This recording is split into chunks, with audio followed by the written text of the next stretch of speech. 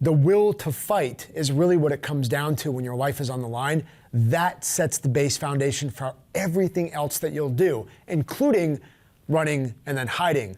Maybe I'm running to flank the enemy. Maybe I'm hiding to ambush whoever's coming down the hallway.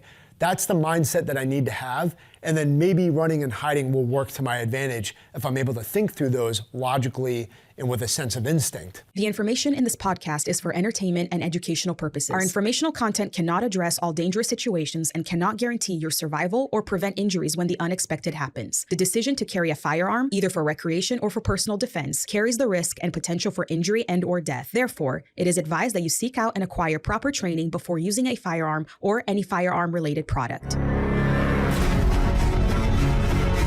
What are some self-defense techniques? What would happen if there was a global internet outage? What should I do if I hear shots ringing out? Or what I should do if there's a major terrorist attack? What should I have? What's the best? What should I do? What does that look like? What would you recommend? Is there anything I could do?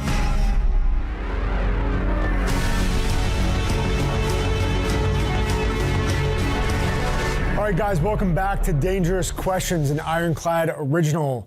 I hope everybody's crushing 2025 so far. In this episode, you're gonna find some themes that have to do with attacks out in town, even these scenarios that you're hearing more about these urban terror attacks. How are we setting ourselves up for success? What are the things that we're thinking about as we go into these environments? And look, I know that some of these situations are unavoidable. You're gonna go to events, you're gonna go to live events, and it's gonna be a part of your lifestyle, and you should know what to do. You know, at this point in my life, I'm always asking myself, what's the risk versus gain?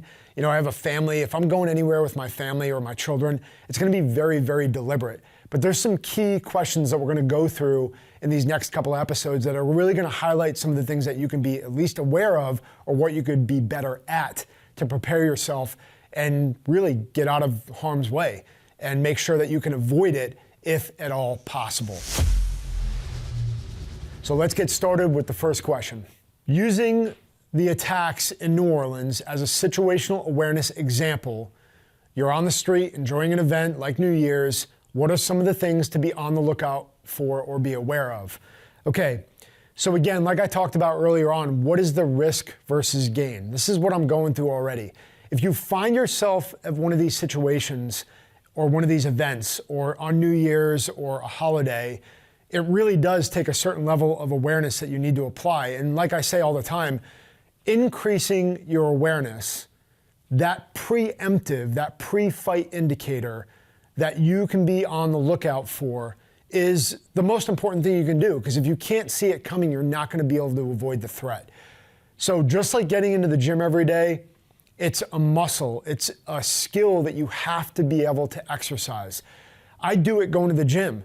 You know, I find different things that I could point out or different things that I could look at, even different focal planes. You know, I'm looking at what's right in front of me at the gas station, but I'm also looking at what's going on behind the cash register inside the building. I'm looking at what's going on at the street down the road. If I can see in my awareness field, you have all these rings of awareness, and you have to practice going back and forth in that scope, because if you don't, you're not gonna be used to doing it when you need it. And if you're out at a live event, you're not gonna be used to saying, hey, what's going on 100 yards, 200 yards beyond me that I could potentially be preparing for? The other thing too is your areas of vulnerability. You need to be able to identify those. One of the key things to look out for is choke points. You know, when you're going into a sporting event, there's no question that when you're going up to ticketing and when you're getting ready to go into the park, there's like this phase line. You know, I'm aware of phase lines. Am I allowed to take weapons in there? Am I allowed to be prepared or take something in that event? I don't know. I don't know what the context is or what I'm capable of doing at that time, but I'm certainly aware of the choke point. That's not the time to be on your phone. That's not the time to be looking down or staring at who's in front of you. My head is on a swivel, because those are the areas of vulnerability that people are going to take advantage of. Whenever you have a large amount of people gathering in a choke point, that's just a perfect area to attack. All the bad guys know that, and you should know that as well. So what can you do to mitigate that, or at least increase your level of awareness? Okay, an example of this, and I hope I don't mess myself up here for the advantage that I have with this, but getting on a plane or boarding a plane, think about how everybody gets their boarding number called and then they get in line. And so you have this choke point where the whole alleyway, the whole runway is loaded with people waiting to get into their seats, putting bags up, getting in, scanning their ticket. And I just sit back every single flight and I watch everybody gather, everybody fill the runway and fill the loading dock all the way up to their seat. And I just sit back and wait and do nothing. They could have already called my number. I could have been on row 1 or boarding group 1, and I wait to the very, very end till the last person is checking their ticket. And sometimes I'll even wait beyond that, because what happens with me is I go up right when they say they're gonna close the door, I scan my ticket, I don't wait for anybody, and I go sit right in my seat. Everybody's already ready to go. Now, it's just the level of thinking that I'm trying to expose here, is that what I'm not doing is what everybody else is doing. I'm trying to take a step back and look at things a little bit differently so that I'm unencumbered by movement. I'm unencumbered by what everybody else has going on. And I think that this is a key thing when you're out in a public environment to really be aware of, is that everybody's creating a pattern. How do I pull myself out of that just long enough to see something different, to see something out of place? That's going to give you guys a leg up in a lot of these environments that are crowded, where there's a lot of people moving around, and it's just going to allow you to pull back and see things differently. We know that being an easy target is something that we're trying to avoid. We are trying to be, you've heard this term before, a hard target. I want to be difficult to attack. A simple thing, putting my back up against a wall. If we watch the video at the end here where the New Year's event happened, it's out in the middle of the road, it's hard to respond from, it's not tucked away.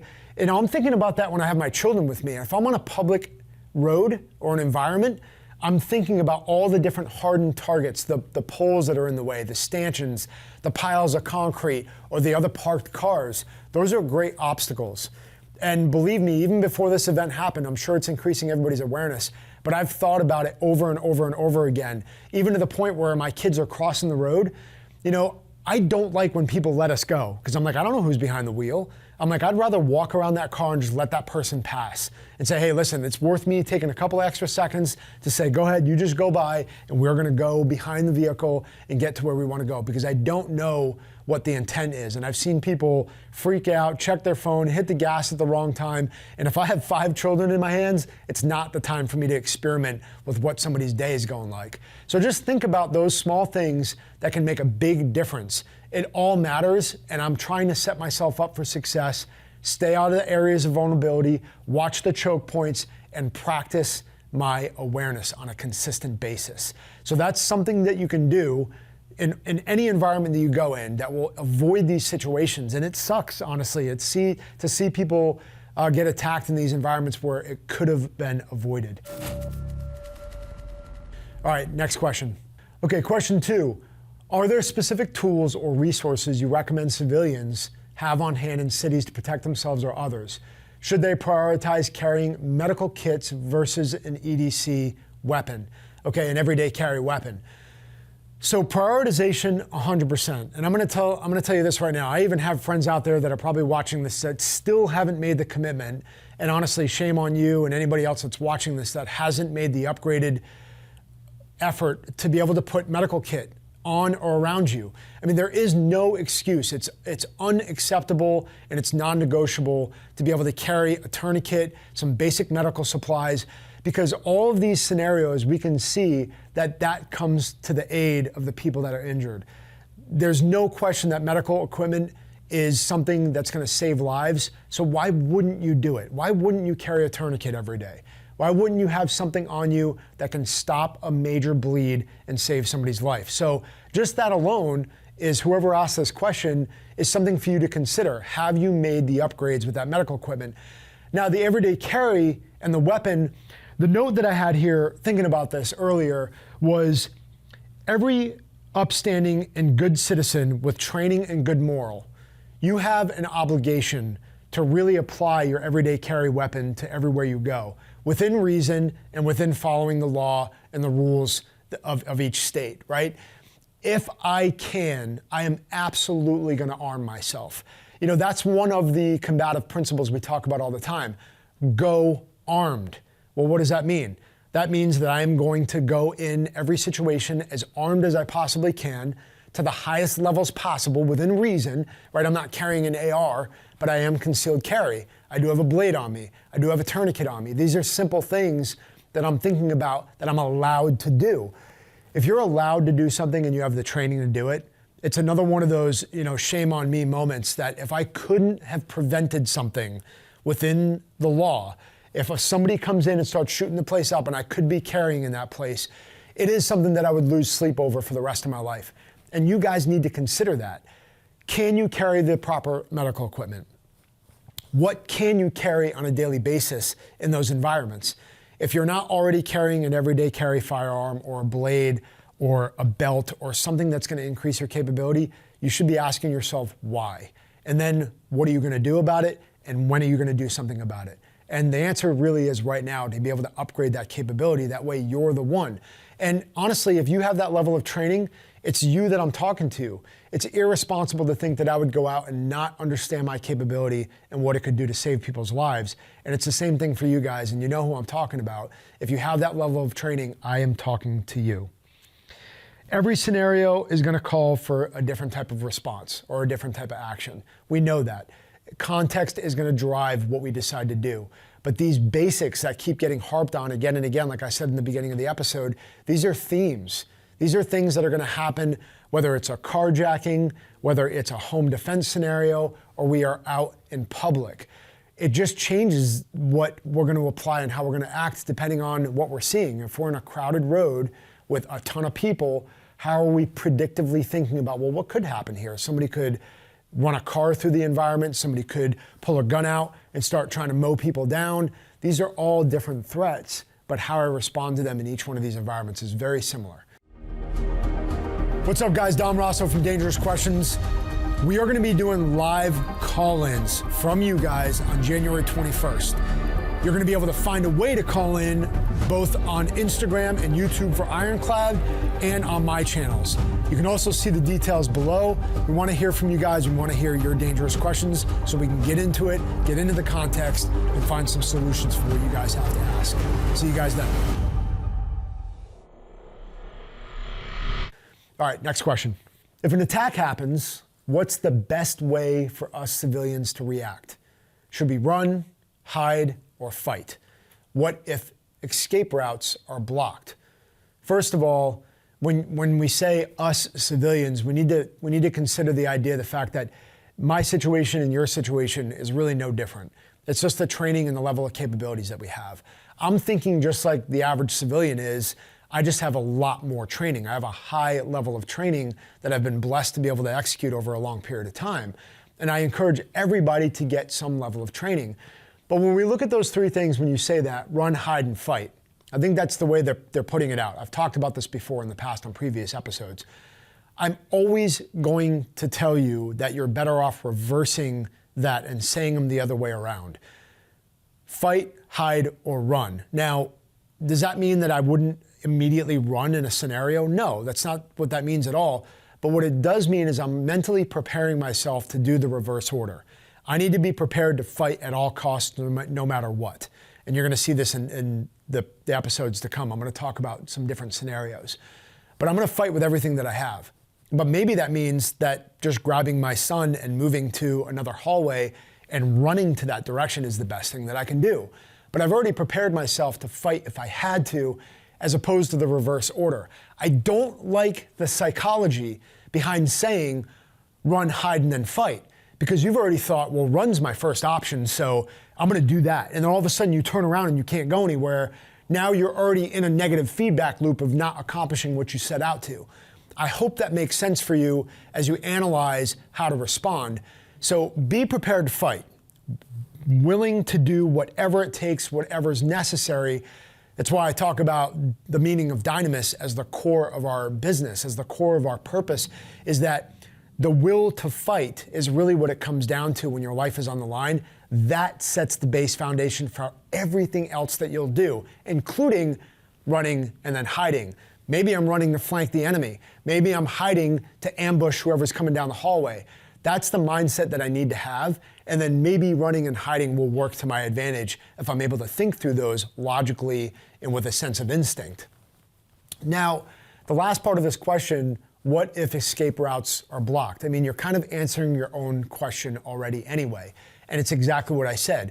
If I'm going to escape and then they're blocked, well then I need to be willing to fight and do whatever it takes, because what's the alternative? The alternative is that whatever the threat is and whatever the risk is to my life or my family's life is what I'm willing to negotiate with if I don't fight with everything that I have. And I need to be willing to lay down my life so that I can protect the lives of my children, my family, or innocent bystanders. Okay, that's the level of intent that I'm putting into it. Forge that willingness to fight at all costs, no matter when it is. Think about the reverse order here. Fight, hide, and run. Okay, in the order of which you could save your life, the instinct might mean that running could be the best thing you could do. But I'd be willing first to fight with my life, then choose to think if I'm gonna run and hide and do those other things that could be an advantage to me or the people around me. Again, if there's an avenue of escape, take it. You know, that's not gonna be something hard to figure out. If running is the first option and I look and I'm like, oh look, there's a way to just get out right here and just go to my car or get out of this alleyway, just take it, run, take the route, and make sure that you're thinking about that. And this is where the predictive thinking comes into play, like I said on the last scenario. In crowded environments and areas of vulnerability, I'm thinking outward of those layers. This isn't just a 5-yard bubble. This is a 100-yard, 200-yard bubble that I'm looking way past to say to myself, how do I set myself up for success in these environments? I want to be predictively thinking about, if I'm in this choke point at a live event, checking in my ticket, if something happened right now, there's a fence here with barbed wire. There's security guards right there with checkpoints. There's a van right here, and the only way out is back that way, unless I'm willing to climb over barbed wire or knock that guy out and take his gun. Whatever the scenario may be, I need to be thinking about that ahead of time, not when the bomb's going off or the bullets start flying. So please, for your own sake and your own safety's sake, think about these things predictively. They're not gonna stop. These attacks are not gonna stop happening. They're gonna increase and become more of an issue as we continue to see the world deal with these challenges and threats becoming more risky. So for your own sake, be a predictive thinker. Go through these scenarios, and as the leader of your household, as somebody that's gonna take charge, it's your role to really have fun with this. Think about the scenarios as you go through. Hey, what would I do right now? What would I do right now? That's what we did in the teams, and it becomes fun because you just think of those scenarios over and over and over again, and then you just end up playing with it and turn it into something. Even talking to my son, hey buddy, if something happened right now, what do you think's the best thing you should do? I do that with them all the time. In the house, while we're out, I make sure that they have an understanding of how they're gonna respond. So make it fun for your kids, make it fun for your family. We don't just do the filmmaking. We do everything. We've taken a case study of over 30 projects that we've done over the past 15 years, and we put together what we believe is the most effective and efficient content funnel for brands. They need content on a daily basis. They need to be talking to authentic end users. We want your team to bring its most challenging problems and allow us and our team to apply our proven methods to your brand to take it to another level.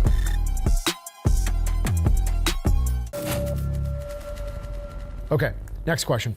All of these things tie in together too. All right, in a crazy panic, which I don't like that word, just like the panic button on your key fob, get rid of that idea of that you're not panicking, you're in control, you're responding. Get rid of the idea that would even be an option for you. But in a crazy filled crowd and things just seem like they're in chaos, what's the best way to avoid getting trampled? Okay. This is important because I talk about this often, and if you guys haven't heard me say it before, it's worth doing a little bit of research. But I always bring up the station fire in Rhode Island. That event that happened in that club, it changed rules, policies, code, laws. It changed so much about how in this country, and even some other countries adopted things that they learned from that fire. Because so many people lost their lives that when analyzing that event and that fire, that tragic event, there was like so many things that could have been done better, and people knew that, which is why, like, look, we got to change the way we're looking at things, especially the fire codes. Now, I bring that scenario up, and unfortunately, this is the world that we're living in that tragedies need to happen in order for real change to take place. That sucks to say, but it's the truth. Just like 9/11, just like this fire, just like other things that most people aren't going to take seriously until it smacks them in the face, this is one of those things. Now, what happened in that fire was that a ton of people were getting trampled because they were freaking out, and they were all going back right where they came from. This is true for both when I was overseas. This is true when I've had domestic things happen that have occurred during a riot I've been involved with. And most of the time, and I say most because I don't want to make anything an absolute, but every single time something happens, a bomb goes off, gunshots start flying, most people will move in one singular direction. And most of the time it's triggered by one person that everybody just starts following. I would say the best instinct for you to avoid getting trampled is to do exactly what I tell people to do when that fire happened at the station in Rhode Island, and that's to go the opposite direction. Now, I'm not saying that that's exactly what you should respond like, but it should be where your mind is. At least when the threat happens and the fire goes off, I'm pausing for that split second to say, what is actually occurring around me? Oh, everybody's going to that door and nobody's going to the left. The reason this is so powerful is because where the fire started, there was 2 different exits that people literally could have walked around the fire where it started and got right out and went into a nice cool alleyway, completely safe, unencumbered by the fire. Instead, everybody went the opposite direction of the fire when they could have went out another direction and jammed up the exit, trampled all over each other, and hundreds of lives were lost. So if we learn anything from that, it's the similar thing can happen to us in any type of environment, whether it's out where somebody's running people over, or gunshots are happening, or bomb blasts are going off, is that we need to have that split-second decision to say, am I supposed to do what everybody else is doing right now, or is there another way? Do I go back through this route and continue to get trampled, or do I literally just take one step into the alleyway and I'm free and clear of anything that could happen? It's a mindset, and I challenge you guys to think like that more often. When you get your adrenaline pumping in a scenario that could happen, whether it's in your vehicle this season or something occurs that it gets you to get that adrenaline dump, I'm hoping the next time that happens, we're able to stop for that quarter of a second and remember this episode and remember this voice and say, wait a minute, am I supposed to respond like everybody else is, or am I supposed to do something else?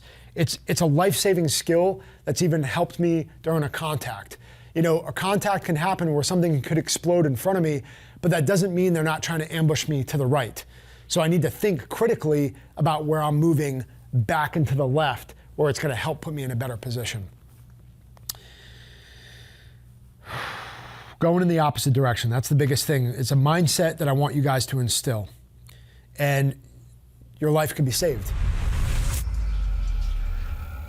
All right, now we're going to get into the scenario breakdown, and again, this might be difficult because it's so new and raw, but it's worth at least talking about to back up everything that we're talking about here. All right, let's play the scenario. I'm sure this looks familiar to everybody. This is the event that happened in New Orleans, and you've got everybody moving out of the way, okay? And clearly people are in disarray trying to figure out, but you had that singular moment where people responded like, wait, something's not right, something doesn't feel right. You've got a vehicle coming at you. I don't know how fast the vehicle was going, but ultimately everybody was starting to get out of the way of danger. They were clearing their body from the line of attack here.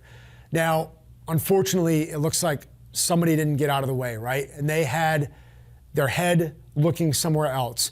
Okay, this is where we're out late at night. How does intoxication play an effect in this? People drinking, drugs, slow reaction times. It's all stuff that at this point in my life, there's no place for. It isn't worth that to me. Now, if we're predictively thinking in this specific scenario, we should have seen that vehicle coming from far away, knowing that it's turning into a bigger problem and moving. And again, in this scenario, based off what I just talked about, moving in the opposite direction of everybody else, could that have helped here? Now, I'm not saying that you go in the direction of the vehicle, but while everybody else is moving away, 1 or 2 side steps to the left could have helped as well. It's just something to consider. Clearly, those guys start moving pretty early when they see the vehicle coming straight at them. And it sucks that this happens. It can be avoided.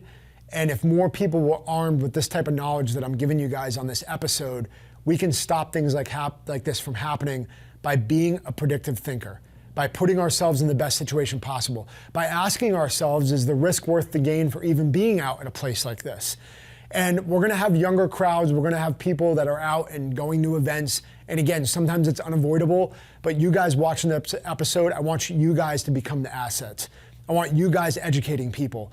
Hey, if you're out and there's vehicles are a threat, people are getting smarter than that. We've seen that over the last several years. People are using them more and more. So are we able to get out of the way if a car comes screaming through a crowded place? Just because there's rope up doesn't mean it's going to stop them from coming through these environments. If you are on a choke point and you are on a street with crowded people, don't not expect somebody to try to run their vehicle through there. It's just it's a weapon that they're using. It's a tactic that's being used more. Do us a favor and set yourself up for success for this and think about that. Educate your children about that. Let them know that it's something being utilized and to get out of harm's way. Hopefully that allows you guys to level up in this scenario. These urban attacks are not going to stop. Know that for sure. You see the first responders now, running to the fight, and everybody else is trying to figure out what to do next. Be an asset, add value to your life and the people around you by educating them. Take notes, guys. Apply this to your life. God bless you, and thanks for watching Dangerous Questions. I'll see you on the next one. Peace.